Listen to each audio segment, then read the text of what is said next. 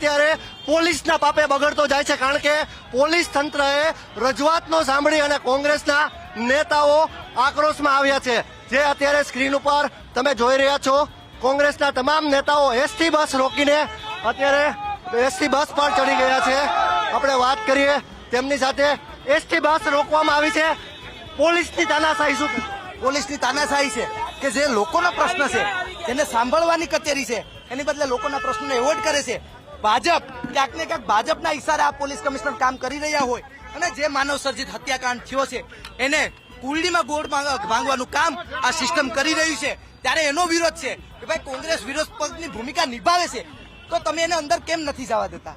અમારી જે 3 માંગણીઓ છે નહીં સ્વીકારાય તો ઉગ્રથી ઉગ્ર આંદોલન હજુ પણ થશે। જે કરવું પડે એ કરશું કોંગ્રેસ તરીકે, બાકી મૂકશું નહીં।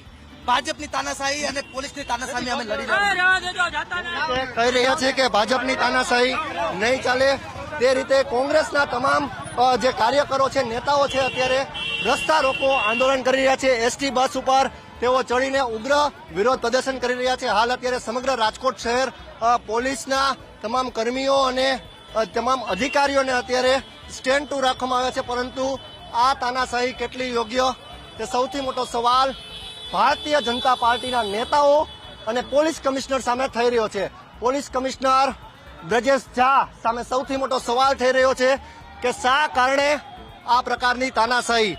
માત્ર આવેદન દેવાની વાત હતી, પરંતુ કોંગ્રેસના નેતાઓ અને કાર્યકરોને પોલીસ અધિકારીઓ જ ઉશ્કેર્યા અને તેને જ અત્યારે પ્રવેશ આપવા દેવામાં ન આવતા આ પ્રકારની ઘટના રાજકોટમાં સર્જાઈ છે। આપણે અન્ય પણ દ્રશ્યો બતાડવાનો પ્રયત્ન કરીશું રાજકોટમાં। હાલ અત્યારે બેરીગેટ મૂકીને અત્યારે પોલીસે સમગ્ર રોડ અત્યારે ક્લિયર કરવાની શરૂઆત કરવામાં આવી છે અને જે પ્રકારે રાજકોટમાં આ તાનાશાહીનું વાતાવરણ જોવા મળ્યું છે, તો સૌથી મોટો સવાલ તંત્ર સામે થઈ રહ્યો છે।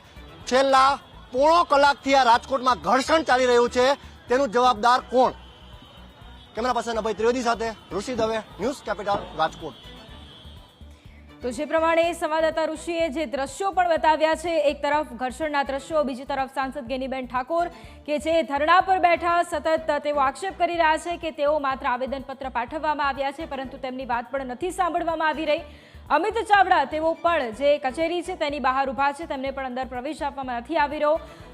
મહેશ રાજપૂત બહાર આવે છે અને મહેશ રાજપૂત એ પણ કહે છે કે 5 થી 7 લોકોને અંદર આવવા માટે કહેવામાં આવ્યું છે અને તેમની સાથે શાંતિથી ચર્ચા વિચારણા કરવામાં આવશે। પરંતુ આ દ્રશ્યો એ પણ છે કે જે એનએસયુઆઈના જે કાર્યકર્તાઓ છે, યુથ કોંગ્રેસના જે કાર્યકર્તાઓ છે, તેઓ પણ એસટી બસને રોકીને પોતાનો વિરોધ દર્શાવી રહ્યા છે।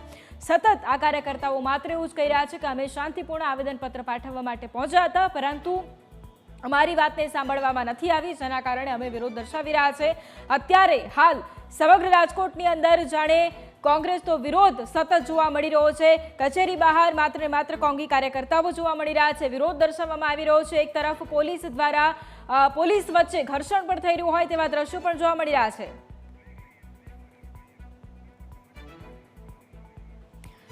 તો આ સીધા દ્રશ્યો એક બાદ એક યુથ કોંગ્રેસના કાર્યકર્તાઓ, એનએસયુઆઈના કાર્યકર્તાઓ કે જેઓને એસટી બસ પરથી બહાર કાઢવામાં આવી રહ્યા છે, આ સીધા દ્રશ્યો, ટીંગાટોળીના પણ દ્રશ્યો આજે રાજકોટની અંદર દેખાઈ રહ્યા છે। કોંગ્રેસ એક તરફ વિરોધ કરી રહી છે, ત્યારે બીજી તરફ પોલીસ સાથે ઘર્ષણના પણ આ દ્રશ્યો રાજકોટની અંદર જોવા મળી રહ્યા છે। એસટી બસ પરથી કાર્યકર્તાઓને નીચે ઉતારવામાં આવી રહ્યા છે। સતત વિરોધ જે દર્શાવવામાં આવી રહ્યો છે તેને લઈને હવે પોલીસ પણ એક્શન મોડમાં જોવા મળી રહી છે, પરંતુ સૌથી મોટો સવાલ એ પણ ઊભો થઈ રહ્યો છે કે જ્યારે માત્ર આવેદનપત્ર પાઠવવા માટે કોંગ્રેસ બહાર આવી હતી, ત્યારે કેમ તેમનું આવેદનપત્ર સ્વીકારવામાં ન આવ્યું અને આખરે આવી પરિસ્થિતિનું રાજકોટની અંદર નિર્માણ થયું છે। આ દ્રશ્યો એ બતાવે છે કે જ્યારે આવેદનપત્ર, જ્યારે શાંતિથી રજૂઆત કરવા માટે કોઈ પહોંચે છે, ત્યારે તેમની રજૂઆત ન સાંભળવામાં આવે તો તે આંદોલન, તે ધરણા કેટલા ઉગ્ર બની શકે છે, આ તેનો જીવતો જાગતો પુરાવો રાજકોટની